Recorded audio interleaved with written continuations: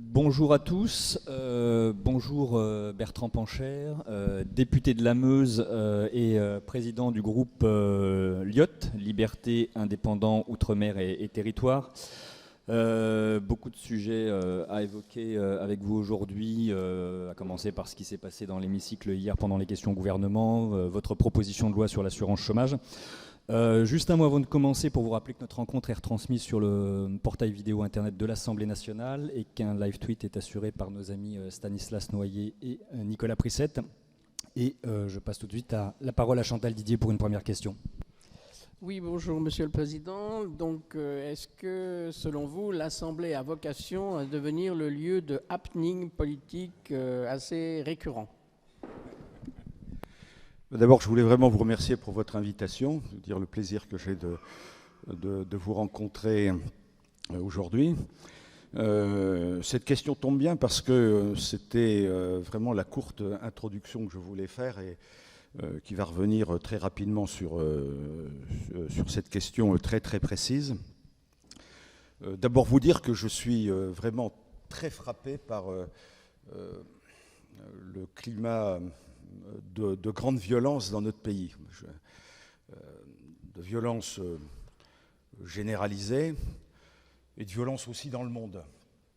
Alors la violence, elle est verbale, et on le voit à travers toutes ces joutes politiques. La violence, elle est physique dans la rue. On le voit notamment chez les jeunes. Moi, je suis très frappé par un conseiller d'éducation qui me disait que dans mon département, la Meuse, il y avait 50% de plus de violence verbale entre les jeunes, mais remonté à l'inspection d'académie par rapport à l'avant-Covid. Et je lui disais, mais c'est le cas du département de la Meuse, mais il dit oui, c'est le cas partout, quoi. La violence dans les rues, et puis aussi la violence internationale. Ce qui peut être un fait divers là, de cette intervention d'un de nos collègues hier est aussi lié à une crise internationale, de très très grande violence. Et donc, formuler le vœu que notre pays soit aussi animé par des personnalités qui en permanence font du dialogue et de l'écoute l'essentiel de leur action. Parce que si nous sommes dans un climat aussi violent, c'est parce que partout, nous n'avons que des personnalités qui passent leur temps à cliver, alors qu'il faut rassembler en permanence. Ce pays a une chance énorme. On est peut-être maintenant qu'une puissance moyenne, mais quels atouts dans notre pays quand on a le recul nécessaire, et vous les journalistes, vous les avez plus que tout. On va accueillir les Jeux Olympiques, première puissance touristique du monde, quoi. Troisième réseau diplomatique, quatrième puissance d'accueil d'étudiants étrangers, on est encore la cinquième puissance en termes d'investissement. Et malgré tout ça, l'individualisme, le repli sur soi, et cette exaspération de la violence à tous les niveaux font que jamais notre pays a été autant divisé. Alors bien entendu, moi je ne me satisfais pas de ces surenchères ici au Parlement. C'est mon 4e mandat de parlementaire. Il y a toujours eu des éclats comme celui qu'il y a eu hier. Notamment, j'avais un ancien collègue, Sébastien Nadeau, qui est passé un moment dans notre groupe. Il avait brandi une banderole. Bon, à l'époque, j'étais rapporteur du Grenelle de l'environnement, et un moment pendant le Grenelle de l'environnement, j'ai même assisté à Greenpeace, passant par les coursives et descendant à l'Assemblée nationale avec des cordes de rappel. Bon, ceci dit, c'était quand même relativement isolé tout ça. Et je constate malheureusement que surenchère après surenchère, eh bien tout ça ne fait que de donner l'image d'un Parlement aussi profondément divisé et des personnalités politiques qui, au lieu, comme j'essaie de le faire calmement et comme nous le faisons dans notre groupe parlementaire en permanence, au lieu de rassembler, donne l'image de division. Tout ça ne me satisfait pas. Oui, sur le fond de l'intervention hier, donc le conflit à Gaza, est-ce que le président de la République souhaitait que le conflit ne soit pas importé en France?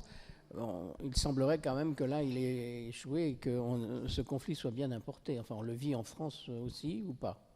Oui, on le vit en France, mais on est quasiment en incapacité de parler de façon sereine de cette question-là dans notre pays. Nous avons condamné évidemment ces attentats et cette guerre déclarée de ces terroristes du Hamas contre Israël. C'était insoutenable. Mais nous condamnons aussi ce qui se passe actuellement à travers ces formes de réaction qui sont complètement disproportionnées. On a des terroristes au Hamas et on a parallèlement un gouvernement israélien particulièrement irresponsable. Moi, j'attends qu'on puisse pouvoir discuter de tout ça très librement, faire part de notre indignation. Mais est-ce qu'on a besoin d'utiliser de la violence chez nous dans une démocratie? On est quand même dans une grande démocratie pour parler de ces sujets-là. Et puis, pardonnez-moi, j'attends aussi une voix de la France. Je rappelle quand même que la France du général de Gaulle, c'était la troisième voie. Je rappelle quand même qu'on avait toujours été les artisans d'une solution à deux pays. Je rappelle que la reconnaissance de la Palestine vient d'être officialisée dans plusieurs pays européens. Et on attend aussi la parole de la France dans ce domaine.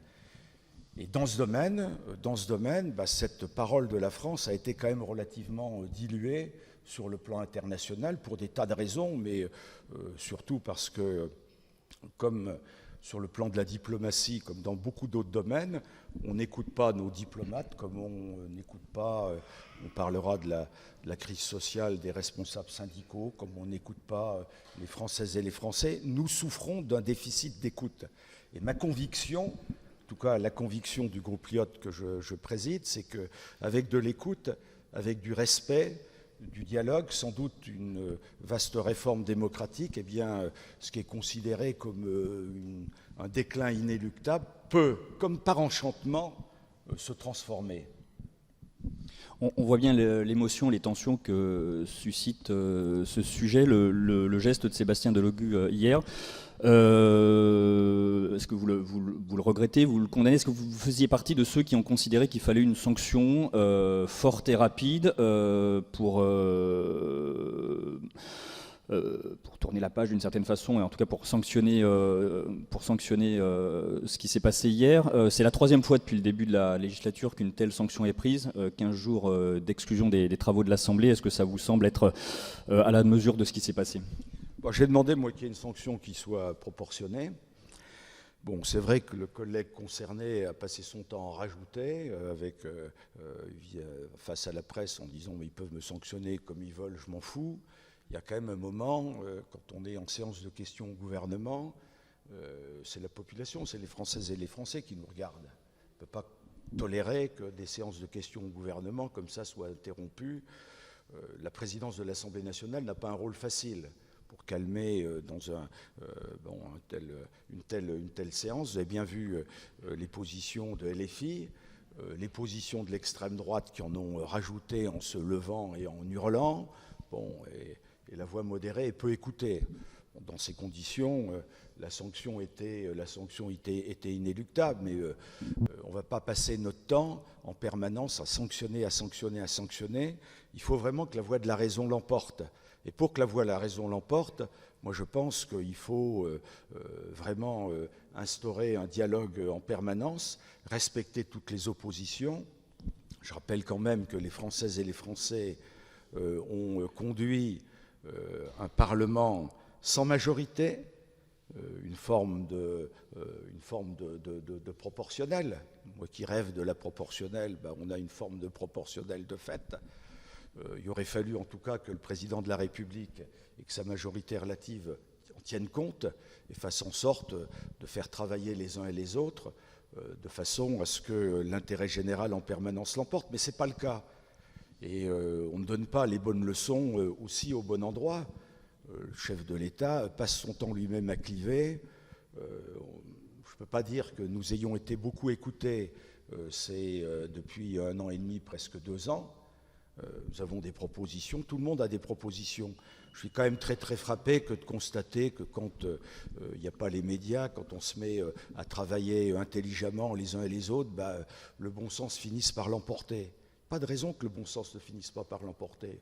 Qu'on soit à LFI jusqu'à l'extrême droite, tout le monde peut porter aussi des bonnes idées. En tout cas, l'arc républicain a vocation à se réunir et à travailler.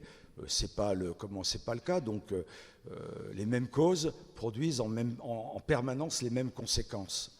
C'est pas possible de continuer à fonctionner comme ça parce que notre démocratie, qui est quand même notre bien le plus important, est vraiment en danger.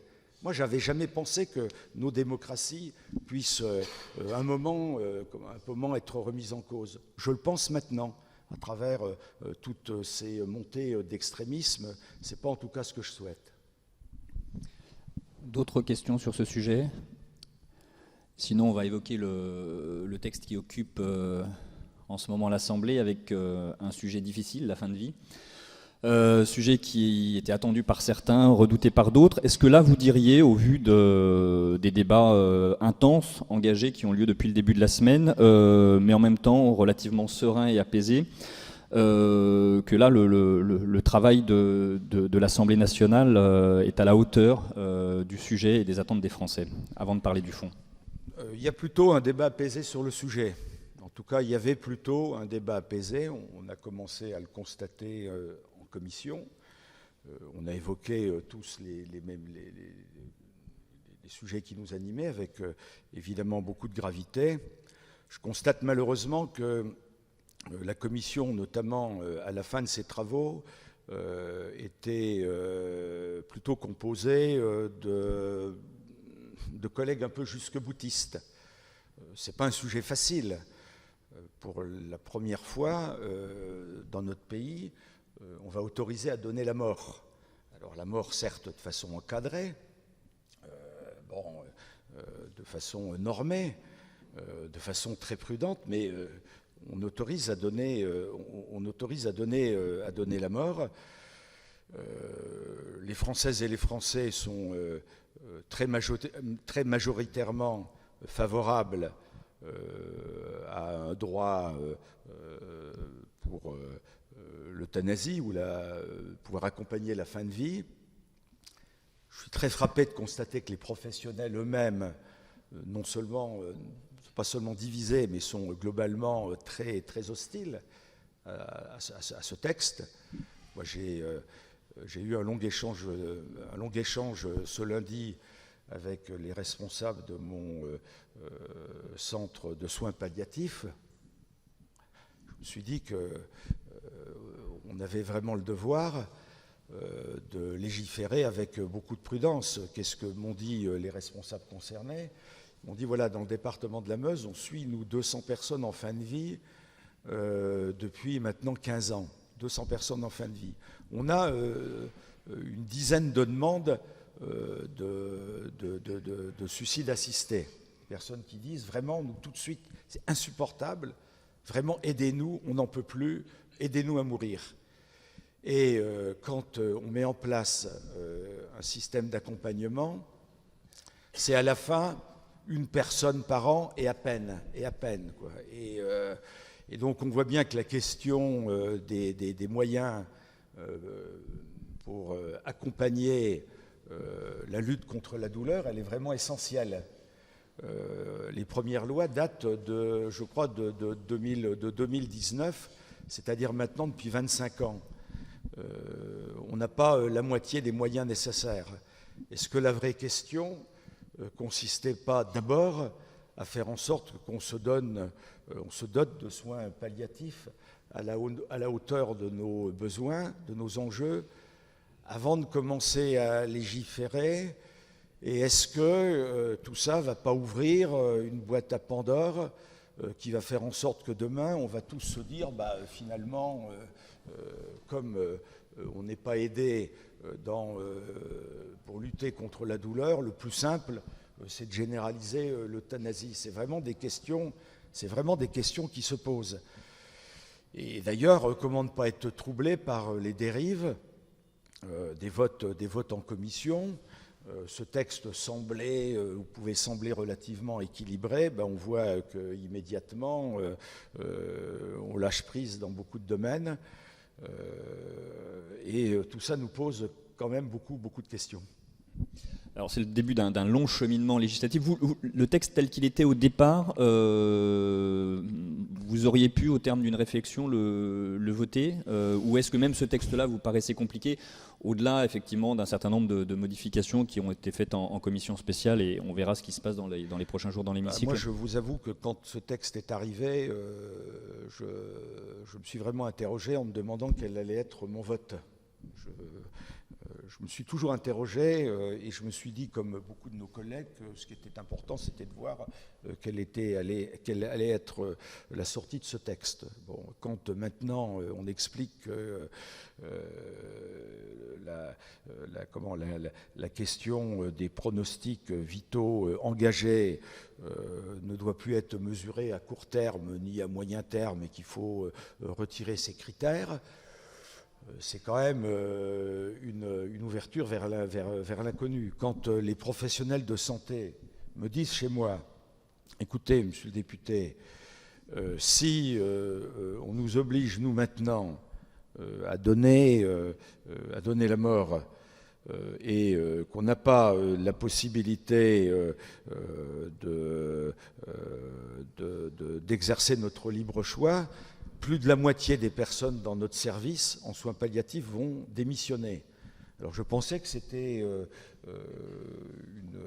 une caractéristique de mon centre de soins palliatifs. J'ai échangé de cela avec mes collègues. Charles de Courson, dans mon groupe, m'a dit « mais c'est la même chose dans le département de la Marne ». Encore tout à l'heure, en rentrant la buvette de l'Assemblée nationale, je partageais cet exemple qui m'avait troublé avec un de mes collègues, qui est d'ailleurs dans la majorité relative, qui me disait « écoute Bertrand, moi j'ai eu le même témoignage, qui est un témoignage quand même très très troublant, quoi. » Et donc en tout cas, moi ce que je peux vous dire, c'est la certitude, c'est que si ce texte reste en l'état, je ne le voterai pas.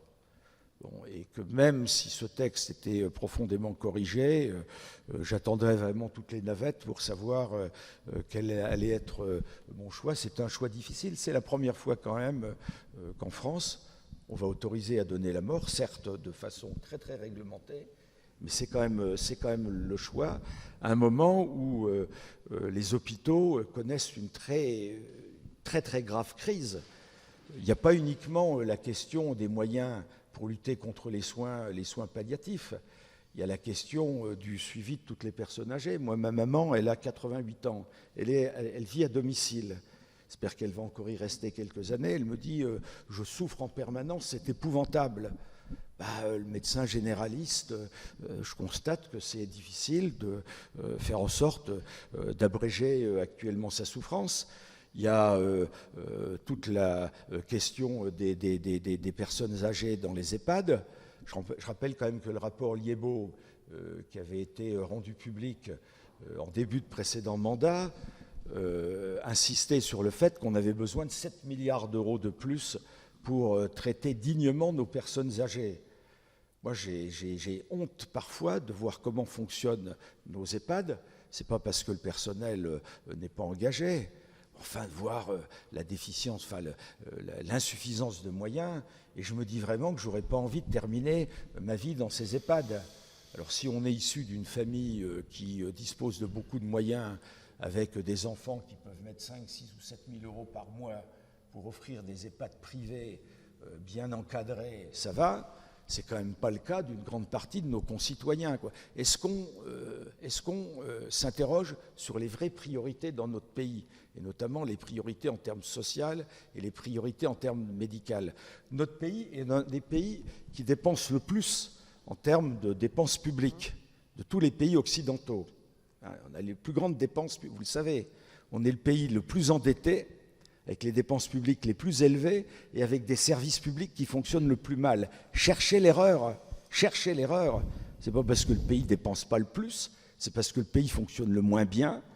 Et on reviendra peut-être sur ces questions de fonctionnement des services publics, d'un État qui fait tout, qui veut tout faire et qui fait tout mal. Bon, on a vraiment besoin de prendre notre temps pour réfléchir sur les vraies priorités et voir où on met les moyens. Et je pense que si on le fait, on réussira mieux et je pense qu'on se posera nettement moins la question de la crise démocratique dans notre pays. Votre groupe a demandé, avec son droit de tirage, la création d'une commission d'enquête. D'ailleurs, on en dira peut-être un mot tout à l'heure sur l'accès aux soins à l'hôpital. Mais juste un mot encore, peut-être sur et puis, les questions de la salle sur les soins palliatifs. Le gouvernement a présenté un plan décennal. Vous estimez aujourd'hui que le compte n'y est pas. Certains voudraient faire voter au cours des débats un droit opposable aux soins palliatifs. Est-ce que ça changerait vraiment quelque chose? C'est d'abord et avant tout une question de moyens. Écoutez, il y a quelques années, on s'est dit que la bonne idée, c'était un droit opposable au logement. Je rappelle qu'Emmanuel Macron, quand il est arrivé, a dit « Moi, président, dans un an, il n'y aura plus personne dormir dans la rue ». Moi qui fais ma course à pied le matin, bon là en ce moment, tout est vidé parce qu'il y a les JO, de voir les personnes dormir dans des toiles de tente en permanence, c'est la honte de la honte de la honte, quoi. Donc le droit opposable, vous savez, dans un moment où en plus le Parlement est toujours un Parlement croupillon, on n'a rien à dire dans le budget, tout se passe en coup de 49-3, pardonnez-moi, mais j'ai quand même du mal à croire à ces paroles qui n'engagent que ceux qui les prononcent. Anita ? Bonjour, c'est une question un peu corollaire. Vous parlez du dysfonctionnement des services publics, mais est-ce que vous avez un exemple précis qui montre que la décentralisation a permis d'améliorer les fonctionnements et non pas d'augmenter les coûts? Je pourrais rester pendant des heures à vous en parler, mais je vais être plus bref. J'ai plusieurs exemples précis en tête. Regardez la question de la rénovation thermique et du logement dans notre pays. Si on avait la moitié de moyens, vous m'entendez bien, la moitié de moyens, avec une seule structure pour offrir ces moyens, et à mon avis de façon complètement décentralisée, je pense notamment aux régions, peut-être aux départements, eh bien on aurait des meilleurs résultats, voire des résultats, des résultats beaucoup plus importants. Regardez ce qui se passe en termes de rénovation thermique dans notre pays. L'État change en permanence les dispositifs chaque année, voire parfois 2 ou 3 fois par an. Regardez la question des certificats d'économie d'énergie. Si vous n'avez pas un diplôme en certificat d'économie d'énergie, vous ne savez pas comment ça se passe, tout ça. C'est incompréhensible. Interrogez nos concitoyens qui s'engagent dans de la rénovation thermique, entre le moment où ils s'engagent dans un devis et le moment où ils font des travaux, les processus ont déjà tous changé. Et pour récupérer les financements, bravo. Moi, j'ai rénové ma maison il y a quelques années. On m'a dit, mais tu as le droit des crédits d'impôt, ils ont changé. On m'a dit, tu as le droit des certificats d'économie d'énergie. S'il ne fallait pas refaire à la demande tous les ans sur la base de devis, on n'y avait plus droit. Et à la fin de tout ça, il y avait la moitié des dispositifs auxquels je pensais bénéficier qui ont disparu. Mais tout ça, c'est de la folie. Regardez la question de la santé. Moi, j'avais mon directeur de mon groupement hospitalier, qui est maintenant le président du syndicat des directeurs d'hôpitaux en France, qui à un moment réunit les médecins généralistes et les professionnels de santé dans ma ville pour les faire travailler à l'hôpital. Et il me dit, mais vous savez, je le fais sans l'autorisation de l'ARS. Et d'ailleurs, je préférerais même pas qu'on en parle, parce que s'il faut que je demande à l'ARS, jamais je le ferai. Il le fait, et qu'est-ce qui se passe? La première demande des médecins et des professionnels de santé est de dire, mais est-ce qu'on ne pourrait pas être informé des bons spécialistes pour envoyer nos patients? C'est quand même pas rien d'envoyer un patient chez le bon spécialiste. Parce que les médecins expliquaient que ça change tellement à travers tous ces regroupements régionaux qu'ils passaient leur temps à envoyer leurs patients chez les mauvais spécialistes. Un mois de retard de soins dans le domaine de la cancérologie, je crois qu'on perd 7% en probabilité de vie. Ces exemples, je peux vous en citer des dizaines et des dizaines. Que l'État s'occupe de ce qui doit s'occuper, qui transfère l'essentiel aux collectivités avec les acteurs, et ça y réussira beaucoup mieux. Dernier exemple, et je vous fiche la paix sur ce sujet. Jamais on a autant réformé l'éducation nationale. Depuis l'arrivée d'Emmanuel Macron, on a réformé tout à tous les niveaux. Jamais nous n'avons offert autant de moyens à l'éducation nationale. Jamais vous n'avez constaté autant de personnes mécontentes à tous les niveaux. Cherchez l'erreur, cherchez l'erreur. Bien, engageons-nous dans des vrais chocs de décentralisation. Pourquoi le Canada a réussi? Le Canada, le pays aussi plus endetté peut-être que la France à un certain niveau, à un certain moment. Ben, le Canada a engagé un choc énorme de décentralisation. Pourquoi tous les pays qui nous entourent sont décentralisés avec beaucoup plus d'écoute? Ben, c'est parce que c'est vraiment la façon de réussir notre pays. Si l'État continue à vouloir tout faire tout seul, eh bien, rien ne fonctionnera, vous aurez les extrémistes au pouvoir et notre démocratie s'écroulera. François Gervais, Horizon Politique. Pour relocaliser la politique sur le terrain, est-ce que vous pensez que les députés doivent pouvoir à nouveau avoir des responsabilités dans leurs communes? C'est le fameux cumul des mandats. Est-ce que vous pensez que c'est une solution de revenir au cumul des mandats? Moi, je pense que la solution numéro un, c'est donner au Parlement le pouvoir qu'ont tous les parlements qui nous entourent. Si effectivement vous arrivez ici, jeune député, vous voyez que vous servez à rien, si vous êtes dans la majorité, vous avez un pistolet à eau, vous ne pouvez rien bouger, vous êtes au garde à vous. Et que si vous êtes dans l'opposition, ben la seule possibilité, c'est de renverser le gouvernement par une motion de censure, ben excusez-moi, ça fait rêver personne, quoi. Moi, j'ai vu, c'est mon 4e mandat de parlementaire, j'ai jamais vu autant de dégradation du fonctionnement du Parlement, j'ai jamais vu autant de parlementaires qui sont déprimés en me disant, écoute Bertrand, si on avait su, on ne serait jamais venu ici, quoi. Enfin, qu'est-ce que c'est que ce Parlement, quoi?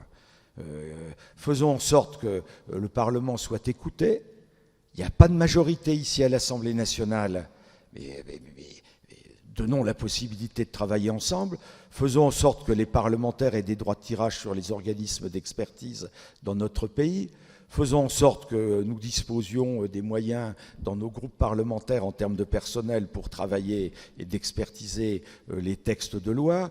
Généralisons les parlementaires en mission. Faisons en sorte que nous soyons là dans le contrôle de l'exécution de la loi. Et si ça se passe comme ça, ben vous allez avoir demain des parlementaires qui vont se dire ben c'est vraiment bien de travailler ici à l'Assemblée nationale et on n'a pas besoin de cumul. Est-ce que vous croyez que dans les pays qui nous entourent, les parlementaires se disent on a besoin de cumuler? Ben non. Parlementaires dans les pays qui nous entourent disent on a beaucoup de boulot parce que faire la loi et contrôler l'action du gouvernement, ben ça nécessite quand même des parlementaires à temps plein, bien formés et qui sont respectés. C'est par là qu'il faut commencer. Jacques et puis Nicolas ensuite. Jacques Hébert, indépendant. Une question pour vous et pour votre groupe. En début de semaine prochaine, il va y avoir probablement 2 votes de motion de censure, vous en avez parlé tout à l'heure, une de LFI, une du Rassemblement national. Est-ce que vous irez volontiers voter avec LFI ou avec le Rassemblement national, avec les deux? Quelle va être l'attitude de vous-même personnellement et de votre groupe? Vous savez, la seule motion de censure qui a été en capacité d'être adoptée, c'est la nôtre. À 9 voix. À 9 voix près. À 9 voix près. Bon. Première observation. Deuxième observation, chaque fois que LFI ou le RN a voté une motion de censure, les autres ne l'ont pas voté. Deuxième observation. Troisième observation, des motions de censure à quelques jours des élections européennes. Bon, il n'échappe à personne que tout ça a des visées un petit peu politiciennes qui n'intéressent pas grand monde. Donc, je vous confirme que les seules motions de censure que nous serions en capacité de voter, c'est celles que nous pourrions déposer. Bon. Et je vous indique d'ailleurs que il ne faudrait pas que la situation continue à trop se dégrader pour qu'il nous vienne un moment l'idée de recommencer des mêmes opérations. Je veux vous dire que c'est un appel à l'écoute et au respect du Parlement. Ça n'a pas été le cas actuellement. On va peut-être, et sans doute, très sans doute, avoir des élections européennes avec un message catastrophique, enfin un message très direct envoyé en direction de l'exécutif, je pense que c'est vraiment le moment de rassembler, d'écouter tout le monde et de se mettre enfin à travailler ensemble. Sinon, il n'est pas exclu que nous prenions un jour nos responsabilités. Nicolas et puis Stan. Et un jour prochain. Justement, pour prolonger la question précédente, ce jour prochain, est-ce que ça peut être à la rentrée avec le projet de loi de finances pour l'année prochaine, pour lequel il n'est pas impossible que les Républicains déposent aussi une motion de censure? Est-ce que ça sera un rendez-vous de vérité pour vous? Est-ce que vous pourriez donc, vous aussi, participer à déposer une motion de censure, soit vous-même, soit en vous associant à d'autres? Et puis le corollaire de cette question, c'est celle de la majorité. Est-ce que l'hypothèse qu'il y ait une recomposition avec une forme d'alliance entre les macronistes et les républicains et un Premier ministre issu des républicains, comme certaines hypothèses circulent, voilà, vous les avez vues, Gérard Larcher, en ce moment, est-ce que ça, c'est une recomposition à laquelle vous pourriez aussi participer? Merci. La tambouille politique, ça ne nous intéresse pas. Franchement, on n'a pas été élus pour ça. Nous, on a été élus pour faire en sorte que nos idées soient réellement reprises et nos propositions soient reprises. J'ai rappelé la question institutionnelle dans notre pays. Si nous ne changeons pas la forme, nous ne changerons pas le fond. Alors c'est peut-être compliqué à expliquer, mais s'il n'y a pas une vaste réforme institutionnelle dans notre pays, nous ne réussirons pas. C'était un projet qui avait été inscrit parmi les priorités du chef de l'État. Ça fait déjà 2 ans que Emmanuel Macron a été reconduit au pouvoir. Il ne reste plus que 3 ans. Nous attendons un calendrier précis et des contenus précis de cette réforme démocratique. Deuxièmement, nous attendons des réformes également, des réformes de fond, y compris avec des incidences budgétaires dans la situation compliquée que connaît notre pays. Nous avons en permanence fait des propositions en termes d'économie et en termes de recettes. En termes d'économie, nous pensons par exemple que les 190 milliards d'aides aux entreprises nécessitent d'être revisités en fonction de nos moyens et en fonction des objectifs. Je pense notamment au crédit impôt recherche, c'est un exemple. Je pense également au crédit impôt pour les particuliers employeurs. Je pense également à des recettes nouvelles à l'aune de la justice. Je rappelle quand même qu'on parle de 3 milliards d'économies sur la réforme de l'assurance chômage, alors qu'on a supprimé l'ISF qui rapportait 3,5 milliards. Nous avons déposé une proposition de loi pour taxer les transactions financières. Pensons que la spéculation sur la spéculation, c'est quand même pas la solution pour notre pays. Donc nous avons fait des propositions budgétaires, nous avons fait des propositions en termes de réforme de l'État.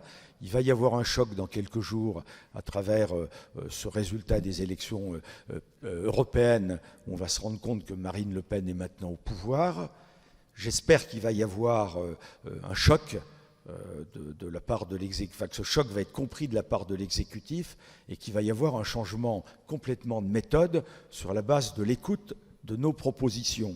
Et c'est ce sur quoi nous souhaitons réellement nous battre, c'est-à-dire faire en sorte que nos propositions soient maintenant enfin reconnues.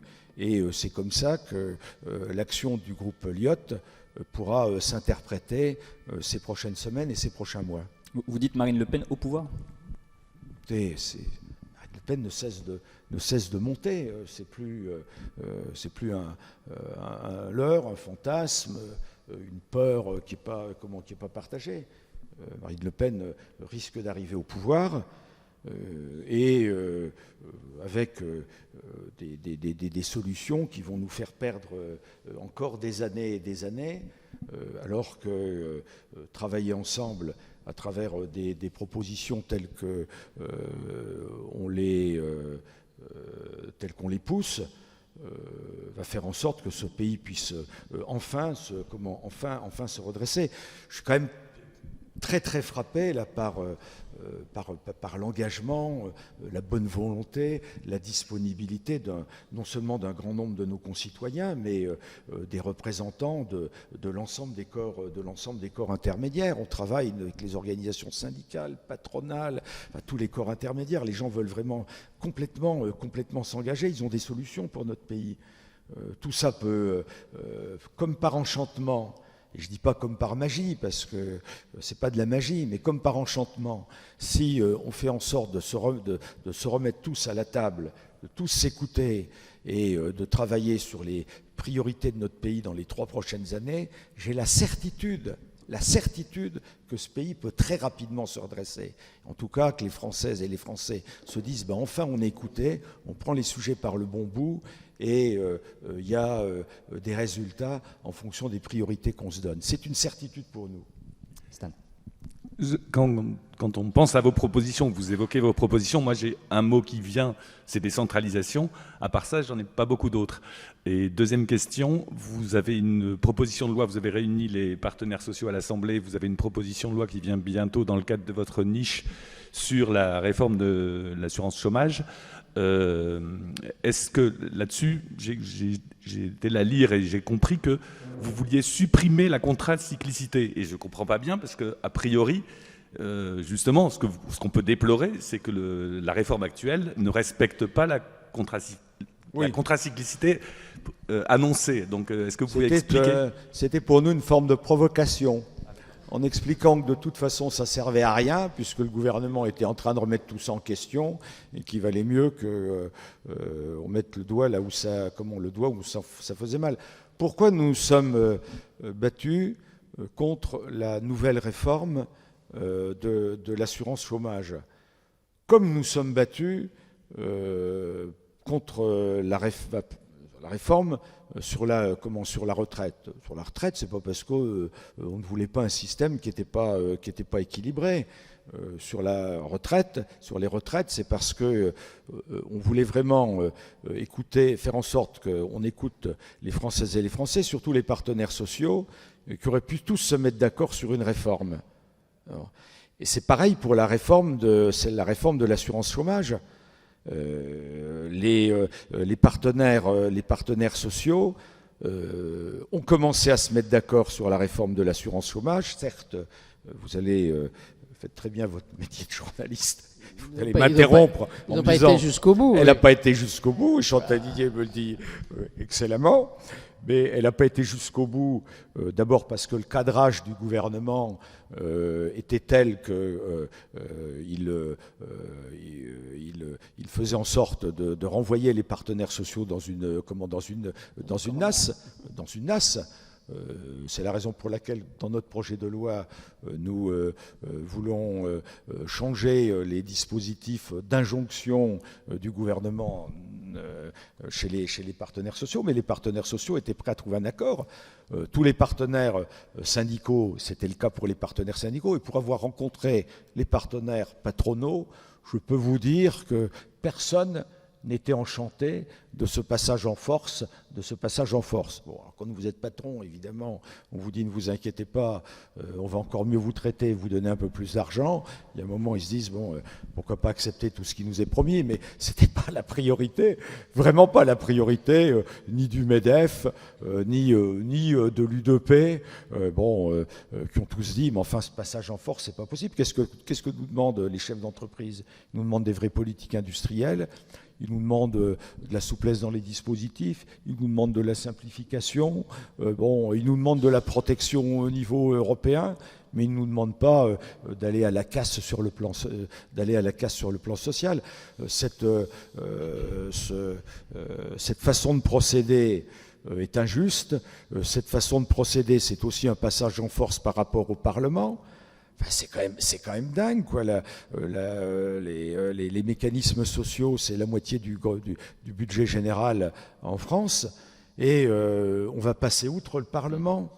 on est quand même les représentants du peuple. Ben, au moins, on va permettre au Parlement de s'exprimer.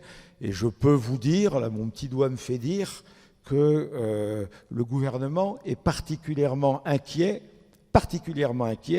de l'initiative du groupe Lyotte.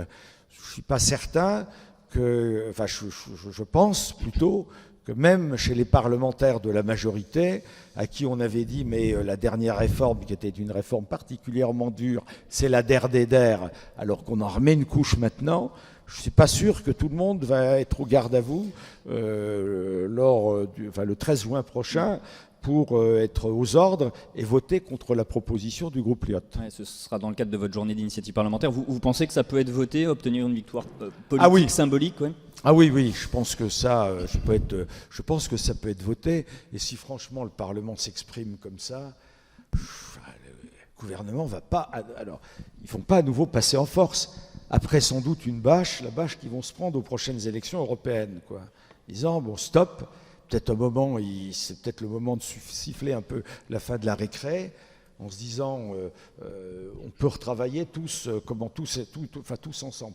Je vous le dis, hein, j'ai beaucoup de chance. On en parlait là, avec un de vos collègues journalistes tout à l'heure qui me disait mais c'est votre 4e mandat de parlementaire, qu'est-ce que ça vous fait d'être président de groupe? Je dis c'est pas le fait d'être président de groupe, c'est la chance que j'ai d'abord de présider un groupe avec des députés formidables, avec une écoute qui fait qu'on a vraiment envie de travailler ensemble, et d'avoir suscité la confiance d'un grand nombre d'acteurs dans notre pays.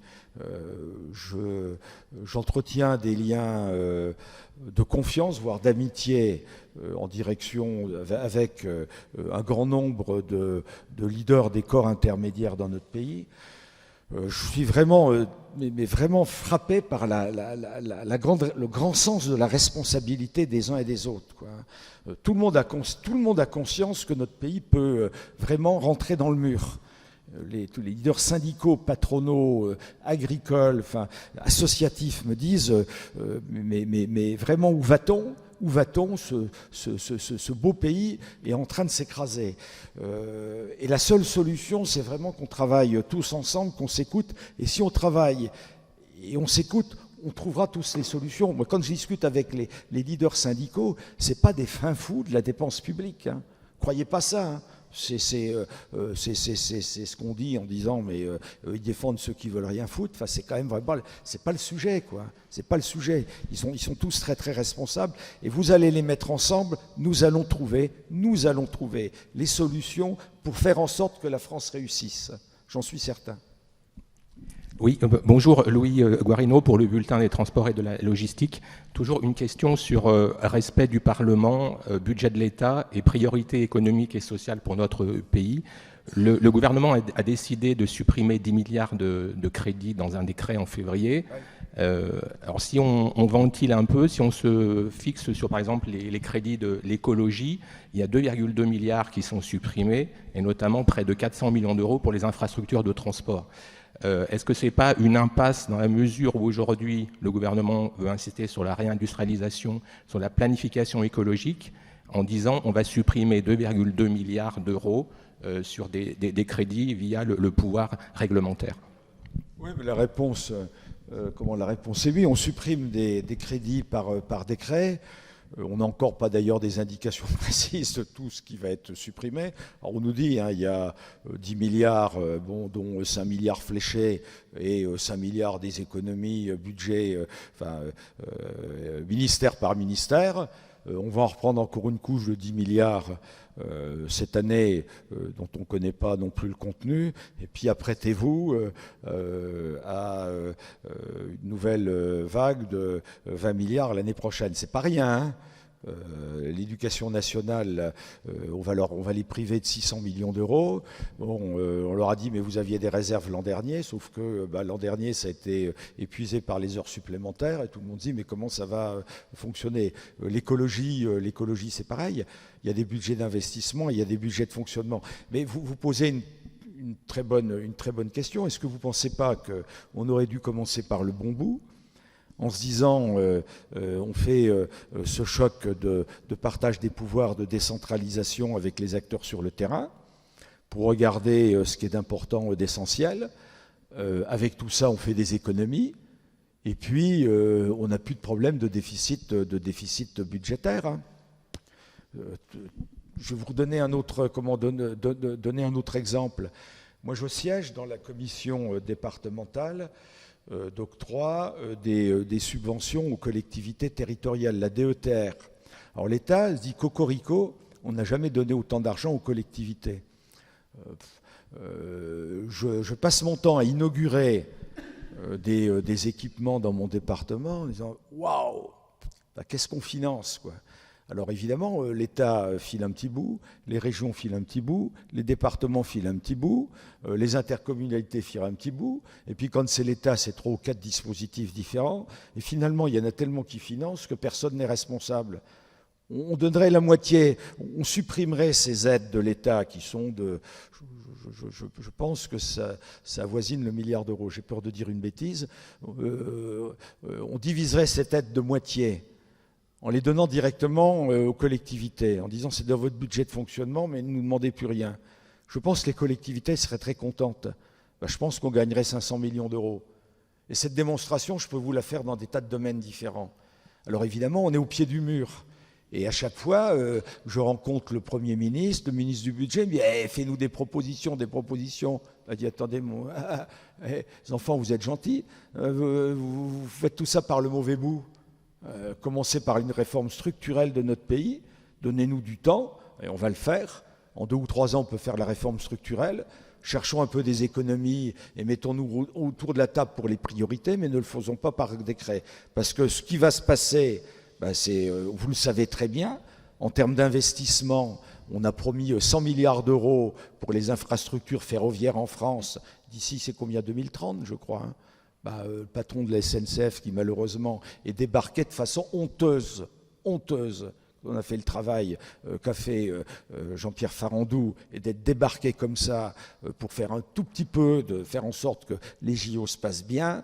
On le débarque, mais quand je rencontre Jean-Pierre Farandou et qui me dit « mais on nous promet beaucoup, beaucoup d'argent et finalement nos infrastructures ferroviaires sont 2 ou 3 fois plus vieilles que les infrastructures ferroviaires en Allemagne et que la première cause de retard des trains, c'est tout ce qui tombe en panne parce qu'on n'investit pas, c'est pas le tout de me taper dessus, mais il faut qu'on commence par les vraies priorités. » Jacques à nouveau et puis Jean-Michel. Oui, si jamais le résultat des élections européennes correspond au sondage actuel, où on note que Bardella prend quasiment 2 points par jour en ce moment, oui. Il est aidé, il faut dire, par tout ce qui se passe. Si jamais il y a ça, évidemment, le Rassemblement national va demander immédiatement ce qu'il demande déjà, la dissolution de l'Assemblée nationale. Vous répondrez quoi ? Écoutez, d'abord, on va d'abord attendre les résultats. On va en parler collectivement là, dans notre groupe. On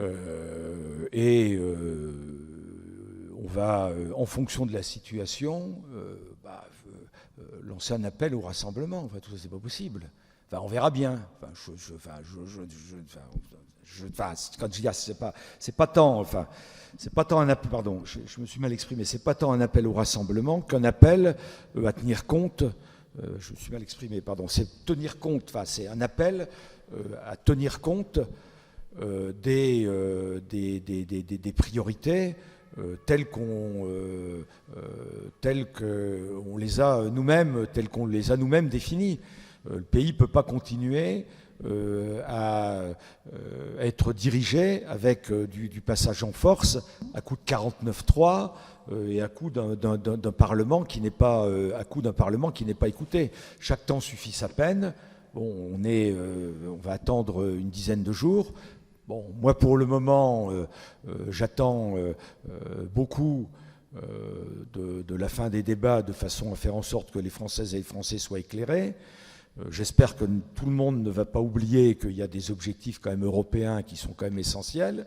Bon, c'est peut-être important de sanctionner le gouvernement, mais enfin, il y a quand même des objectifs européens.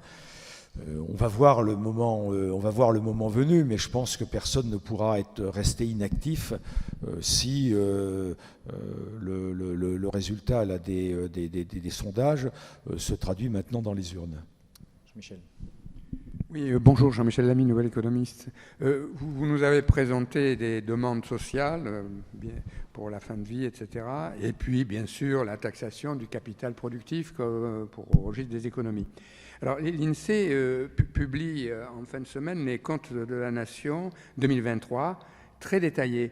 Alors, est-ce que ce ne serait pas l'occasion de se mettre autour de la table des comptes de la Nation pour avoir la réalité de l'économie? Et puis, comme vous l'avez dit, avoir la hiérarchie des demandes sociales. Est-ce que ce ne serait pas une mission d'information de ce type pour un peu discipliner l'ensemble de tout ce qui est réclamé, hein? Rien qu'ici, nous avons eu, on a parlé d'économie en contestant, bien sûr, les économies budgétaires, mais en contrepartie, nous avons eu peut-être 8 milliards de dépenses dans la séance. Alors comment fait-on raisonnablement? Raisonnablement, on ne peut pas gouverner par décret, hein, c'est pas possible ça.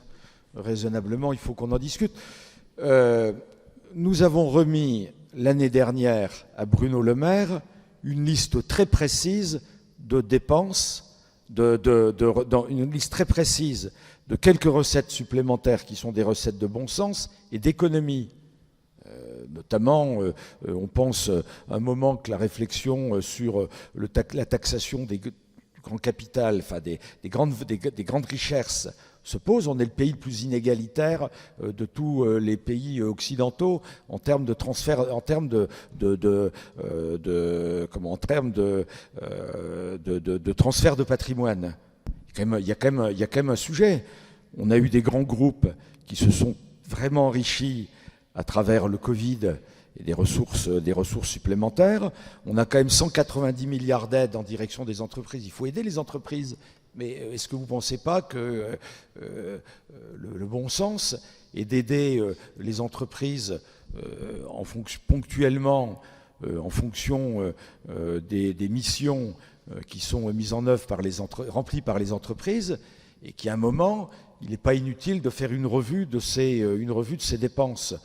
Je reviens sur les crédits d'impôt recherche. Si c'est pour enrichir des grands groupes comme Sanofi qui distribuent leurs dividendes, notamment dans des fonds de pension, il faut peut-être quand même qu'on se pose la question de l'opportunité de la poursuite à ce niveau-là des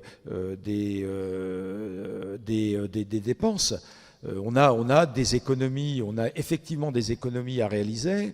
Nous sommes arrivés avec la liste des courses chez Bruno Le Maire, qui nous a dit mais ça c'est pas possible, ça on n'en veut pas, ça c'est inacceptable, et puis après on nous accuse d'irresponsabilité, y compris en termes de recettes. La taxation sur les transactions financières nous est demandée sur le plan européen, élargir l'assiette et prendre en compte l'intraday, c'est-à-dire les transactions dans tout le courant de la journée. Ça va rapporter entre 3 et 5 milliards d'euros. Est-ce que vous pensez que c'est un impôt qui est injuste, qui va être repoussé par l'ensemble de nos concitoyens? Comment je ne le pense pas. Il y a des économies à réaliser, il y a des recettes à trouver. Nous sommes toujours disposés à faire ces propositions. Nous venons de les rappeler au Premier ministre. Et il suffit qu'il pioche dans la liste que nous lui avons remis. Il est 12h30, mais si vous permettez, comme on a commencé un peu en retard, on prend encore quelques questions. C'est possible pour vous? Oui. Nicolas et puis Oui, Stan. juste une question, monsieur le député, enfin en deux d'ailleurs. Certes, il faut attendre le résultat des européennes, mais on voit depuis plusieurs semaines que plus le président de la République s'en occupe de l'élection, plus il mobilise le camp adverse. Oui. Donc, est-ce qu'il ne serait pas bon qu'il s'arrête un peu et qu'il laisse respirer la tête de liste qu'il a lui-même choisie? C'est la première question. La seconde question, c'est que tous les angles d'attaque pour l'instant choisis contre le Rassemblement national semblent inopérants. Est-ce que vous auriez une suggestion à leur faire? Moi, je constate comme vous que plus le président parle, plus sa liste aux élections européennes dégringole dans les sondages, et je suis très très frappé par le rejet à la fois de la personnalité d'Emmanuel Macron et plus que sa personnalité de la politique qui est menée dans le pays. Il y a 15 jours, j'étais à la foire de Bar-le-Duc. J'ai discuté à peu près avec 300 personnes environ. J'ai été vraiment frappé par cette volonté de nos concitoyens de se lâcher, en disant nous de toute façon on ne croit plus en rien, et par conséquent on va sanctionner le président de la République. Moi j'ai pas de recette sur ce sujet, sauf à dire que je suis pas certain qu'il ait vraiment intérêt à continuer à s'engager comme il le fait. Et sauf à ce qui maintenant donne vraiment des signaux sur le thème, j'ai compris. Je suis rejeté par une grande partie de l'opinion publique. On me demande d'écouter. Enfin, je vais écouter. Je vais réunir toutes les personnes de bonne volonté pour voir comment travailler. Je vais me mettre à travailler avec tous les corps intermédiaires. On peut renverser tout ça en quelques mois. Hein. On peut renverser tout ça en quelques mois. Ça fait juste peut-être à la question que vous posiez, c'est-à-dire que, rediscussions ensemble de toutes les priorités pour le pays, voyons comment nous pouvons les mettre en œuvre, associons les corps intermédiaires qui ont vraiment envie de s'engager et qui ont des bonnes solutions pour le pays, les priorités en matière économique, en matière sociale, en matière agricole. En 3 mois de temps, on boucle l'affaire. Et quand on a déterminé les priorités, voyons comment nous les mettons collectivement en œuvre. C'est quand même pas compliqué. Hein. De l'écoute, notre pays réussira. Stan. Quand même un point. Comme vous êtes membre d'un groupe composite, on ne sait pas qui vous soutenez aux européennes. Qu'est-ce que vous dites aux citoyens? Pour qui il faut voter? C'est quand même une des questions qu'on peut se poser. Écoutez, notre groupe parlementaire est effectivement composite. Notre groupe parlementaire n'a pas de données de consignes de vote. Et n'attendez pas que je donne des consignes de vote. À titre personnel, moi je voterai pour la liste qui est la plus européenne. Et je suis encore en train de réfléchir. J'écoute pas les sondages, pardon. J'écoute les débats. Je suis parfois un peu catastrophé par la surenchère dans les débats. Je suis encore en train de réfléchir. La liste, oui, pour que les choses soient... Je continue à écouter les débats. J'en ai écouté quelques-uns la semaine dernière. Je m'interroge encore. Vous n'excluez pas de voter pour les listes de la majorité? C'est pour vous dire un peu l'état de quelques autres de nos concitoyens. François, peut-être pour une dernière question. question. Vous insistez beaucoup sur le rassemblement, le dialogue. Dans la majorité, il y a quand même le MoDem qui a exactement la même attitude. Est-ce qu'il y a quelque chose à faire avec le MoDem?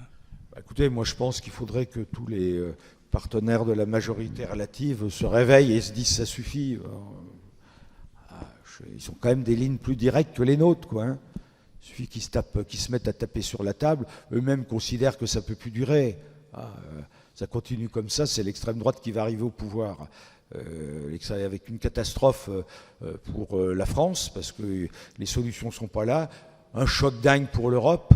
Franchement, dans ce bazar du monde, est-ce que vous pensez que l'extrême droite au pouvoir dans la France, qui a quand même été le pays qui tire l'Europe, et l'Europe qui tire le monde? Je ne sais pas si les Françaises et les Français se rendent compte de tout ça, quoi. Merci Bertrand Pancher. Merci beaucoup. On aura l'occasion d'en reparler après les européennes. Vous. Merci à vous, bonne journée à tous. Surtout avec Chantal. Non, parce que je connais bien le frère de Chantal.